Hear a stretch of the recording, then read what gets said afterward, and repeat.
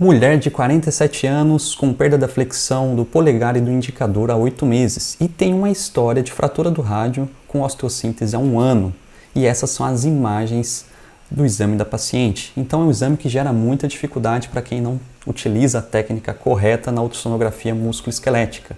E o objetivo deste vídeo é te mostrar como fazer uma boa avaliação e acertar o seu diagnóstico. Porque afinal, você está no MSKD Casos, uma série de casos práticos em ultrassonografia musculoesquelética com imagens, discussão de caso e sugestão de laudo, sempre direto ao ponto e sem enrolação para quando aparecer um caso semelhante na sua agenda, você acertar o diagnóstico e ajudar o médico solicitante e o paciente. Seja muito bem-vindo!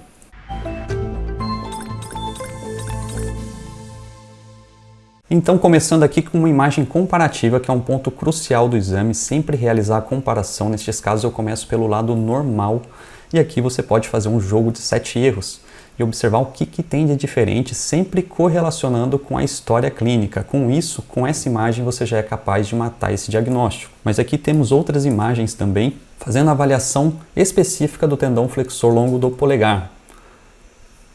Então, aqui no plano longitudinal, a gente observa aqui o tendão e vai acompanhando o tendão e perde a definição aqui nessa região.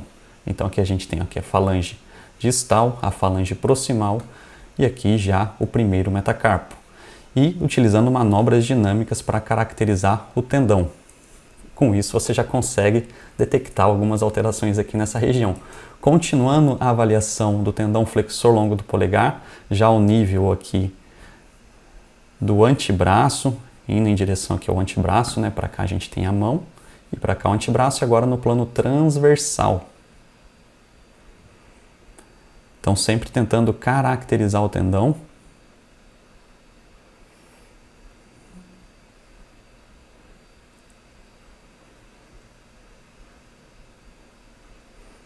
Então avaliando os outros tendões flexores. Nervo mediano aqui nessa região. E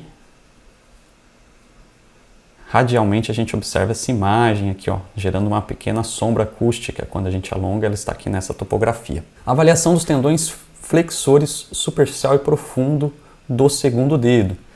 Então, ó, começando pelo lado direito, olha só o tendão, bem fibrilar, preservado, com manobras dinâmicas, a gente consegue acompanhar facilmente. Então, novamente, começo pelo lado normal. E depois vou fazer a avaliação do lado esquerdo. Então, começando aqui a avaliação do lado esquerdo, falange distal, falange média e falange proximal aqui nessa região. E aqui na face volar, os tendões flexores superficial e profundo. E aqui a gente começa a acompanhá-los. Tendão flexor, e chega um momento que temos essa forte sombra acústica posterior. Então, ó, avaliando agora no plano transversal, olha só o tendão, indo sentido a mão agora, e aquela região no longitudinal com a sombra é exatamente essa topografia. Olha essa sombra acústica nessa região, agora no longitudinal, demonstrando essas alterações. Então, quero saber qual que é a sua hipótese diagnóstica, comparando o normal com o alterado. Agora ficou mais fácil com toda essa ilustração, essa explicação. Então, aqui no caso, sempre importante, além de avaliar o tendão, avaliar o músculo também. E aqui olha o comparativo, você já consegue detectar alguma alteração? Então, aqui nós temos uma rotura completa dos tendões flexores. E a sugestão de laudo é a rotura completa do tendão flexor longo do polegar e dos tendões flexores superficial e profundo do segundo dedo, com atrofia e lipossubstituição de seus ventres musculares. Aqui o nervo mediano nos ajuda muito como referência, então olha o nervo mediano. Observa o lado normal, como temos estes tendões aqui, o flexor longo do polegar e os flexores do segundo dedo, e aqui o nervo mediano está praticamente sem nenhum tendão flexor adjacente a ele. Então olha só bem os tendões que estão faltando do lado alterado. Quando eu realizo a manobra dinâmica, isso me ajuda, ó, o lado normal, olha os tendões. Quando eu vejo o lado alterado, ó, não observo aqueles tendões ali na topografia. E aqui eu tenho a placa de osteossíntese. Então, avaliando a musculatura, né? Olha a comparação da musculatura usando o nervo mediano como guia. Então, a primeira dica é você ter paciência nesse estudo. Quando eu realizei este caso, eu gravei o vídeo justamente para apresentar para vocês, e o vídeo ele tem ali praticamente 30 minutos, porque eu fui para um lado, fui para o outro lado, comparando, analisando, entendendo a anatomia, pegando uma referência. Então aqui demonstrando uma referência que eu utilizei, que foi o nervo mediano. E olha adjacente ele, esses músculos destes tendões que foram rotos. Como já tem 8 meses, já tem atrofia e lipossubstituição. Olha só, a gente não enxerga o músculo aqui. Quando compara com o outro lado, a musculatura trófica. E aqui, ó, a região da placa plantar. Então, outra coisa que eu coloquei no meu laudo é que tinha tendinopatia dos tendões flexores do terceiro dedo, ao nível da epífise distal do rádio, onde observa-se atrito com placa metálica. Então, a gente conseguiu ver isso durante o exame. A placa metálica e com as manobras dinâmicas esse atrito. Então, aqueles tendões que foram rotos foram relacionados ao atrito da placa. Por isso a importância da história. Sempre que tiver uma fratura, uma osteossíntese com dor no punho, já ligar o sinal de alerta para um atrito, para uma tenossinovite, para uma rotura tendínea. E a gente já tinha sinais de rotura parcial do flexor profundo. Então olha no longitudinal a placa aqui, o atrito dos tendões flexores com a placa. Essa placa, ó, a distância da placa para a cortical óssea, ó, ela está um pouco elevada e bem junto aos tendões. E aqui é o flexor do terceiro dedo. Olha como já tem uma área de fissura bem no meio dele. Então a gente observa já essa rotura parcial, ele não está ovalada com a morfologia normal. E a fotinha aqui mostrando, ó, a placa está nessa topografia, ó, vem a placa até aqui, e esse aqui é o tendão profundo do terceiro dedo. Então ele já tinha uma área de rotura parcial longitudinal. Então discutindo o caso, então teve uma fratura, uma história de osteossíntese, a radiografia ela acaba ajudando, então a placa é essa e aqui tem os parafusos, então a gente consegue enxergar a placa pelo ultrassom, e o ultrassom é excelente porque ele me proporciona manobras dinâmicas para observar se tem atrito entre as regiões. Então paciente que teve uma fratura, colocou placa, sempre pensar em atrito. Às vezes a deformidade óssea também pode gerar um atrito ali com os tendões. Então sempre colocar isso em mente quando for realizar a avaliação. Então mostrando novamente ó, a placa como ela é caracterizada, essa linha ecogênica, até com essa reverberação aqui e a topografia dos parafusos, a gente consegue enxergar exatamente. Então avaliar a placa e as adjacências da placa para procurar se tem coleção, se tem atrito com as estruturas. E agora detalhando mais ali a avaliação que a gente acabou de observar do tendão flexor longo do polegar, quando a gente acompanha aqui, ele para aqui nessa região, a gente não observa a continuidade do tendão flexor longo do polegar. E ficou muito característico aqui os flexores superficial e profundo do segundo dedo, até aquele estudo comparativo. Então comece pelo normal que você vai ganhar mais segurança, porque quando você vai para o lado alterado, você já fica confortável de dizer que tem uma rotura. Então aqui a gente acompanha os tendões flexores bem caracterizados aqui do lado direito, que era o lado normal. Então as referências aqui, falange distal, falange média, falange proximal.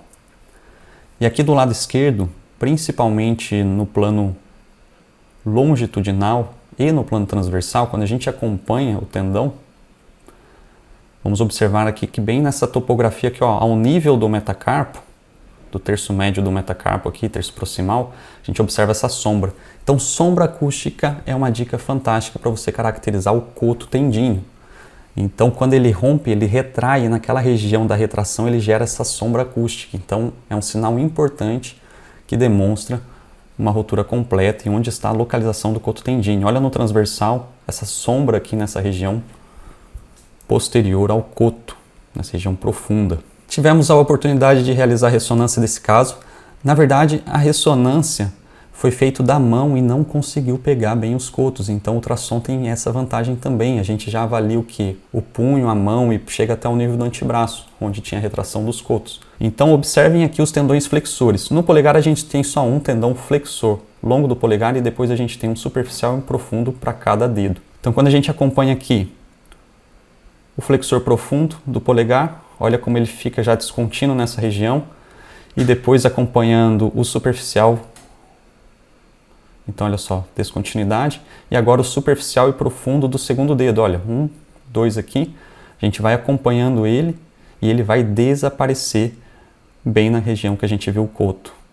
E sumiu completamente. Olha o nervo mediano aqui nessa topografia e não tem tendão adjacente a ele. E aqui os demais tendões flexores. Então, a ressonância mostrando essa anatomia. Sempre realizar, olha como essa placa, ela tinha uma distância maior aqui em relação à cortical e a topografia dela bem junto aos tendões flexores. Então, na movimentação, existia esse atrito. Então, é importante relatar isso, que nas manobras dinâmicas foi caracterizado esse atrito e já tinha uma ruptura parcial. Então, o mecanismo da lesão dos outros tendões relacionados ao atrito ali com a placa. E aqui no plano longitudinal, olha só, a placa aqui para cá está a mão, aqui o antebraço, os ossos do carpo, esse movimento são de flexão e agora no transverso a gente observa esse atrito e o flexor profundo do terceiro dedo já com uma rupturinha parcial ali nessa topografia. Então temos um caso de ruptura completa dos tendões flexores, relacionado ao atrito com material de osteossíntese. E quais são as dicas práticas principais aqui para você utilizar no seu dia a dia? Primeiro, anamnese. Então com essa anamnese, fratura com osteossíntese, pensar em atrito com placa ou deformidade óssea. Radiografia acaba ajudando também, se você tiver. Paciência é fundamental. Então esse é o tipo de exame que você não pode ter estresse já de tentar fazer o diagnóstico muito rápido. Você precisa se acostumar. Olha o normal, vai pegando as referências anatômicas para ver quais estruturas foram acometidas, porque senão você pode focar só em um tendão e falar que tem rotura só apenas de um tendão e não caracterizar os demais. Então esse foi um tipo de exame que me levou ali uns 30 minutos, eu deixei gravando e já fui realizando o exame, mas porque eu fui indo, voltando, comparando justamente para ver. O comparativo ele vai ajudar muito, então é fundamental você comparar. Eu começo pelo lado normal, para quando chegar no laudo alterado, eu já ter o padrão de imagem normal na minha cabeça. Lembrar de avaliar músculo, né? Então, se rompe o tendão e é uma ruptura mais crônica, o músculo ele vai ter uma lipossubstituição, então isso pode impactar o prognóstico da cirurgia. E a distância entre os cotos. Então, neste caso,